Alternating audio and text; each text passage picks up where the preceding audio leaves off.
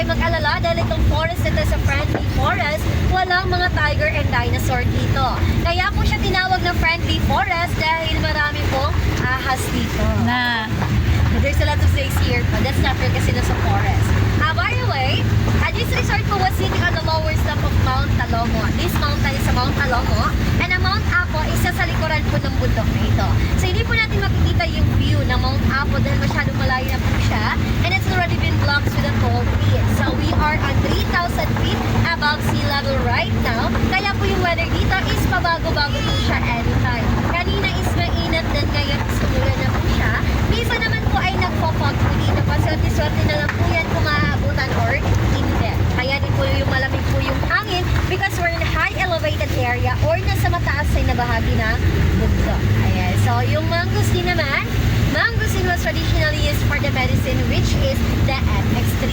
So if you have plans later na bumili ng prutas ng mangosteen, yung balat po niyan huwag niyo pong itatapon dahil may purpose po siya. Mas marami ka pong makukuhang benefits sa balat kaysa po sa laman ng mangosteen. So you do like this. Ito po yung gagawin natin. Ipilat po natin siya sa araw. After that one po, kapag dry na po siya, yun po yung time na ilalaga po natin. So yung water po na galing sa paglaga sa balat ng mangosteen, you use that one as a tea or tsaa.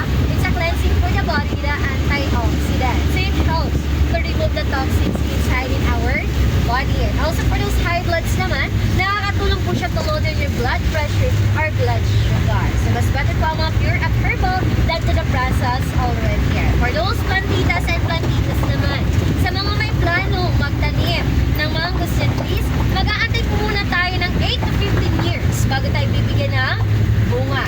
Pero sa pag-aantay po natin ng 15 years na yan, yung lifespan po ng mangosteen trees is 100 years. So hindi na kayo lugi, marami na matitikman at may pamana na kayo in the future. Dahil pag once po nagbunga na siya, ay related po yan sa every also you have an income. So sulit na, sulit talaga. For those hikers, mountaineers, we have also a mountain trail Rentiran, which is 8 kilometer po siya, hindi lang walking. May akatan kayo mga bato na malalaki at tatawaran din po mga sapa dyan sa ibaba and yung mga pathways po na nadaanan along the road, that is part of the mountain trail po. Pero sa ngayon, is under renovation po muna siya dahil pas lakas ng ulan at hangin. Some of the parts of the mountain trail is nasira po. Yung iba po is natubahan po ng malaking kahoy. Ayun yung iba naman is nasira po yung daanan niya. Ayun. But if you want to walk all over this place, ang pinaka-follow lang po muna namin sa ngayon is itong main road na dinadaanan natin ngayon. Dahil kapag dyan po kadadaan hanggat nagre-renovate sila, there's a possibility na ang mag-welcome sa inyo is mga ahas na po. Ayan. There's a lot of snakes here. There's a venomous and non-venomous.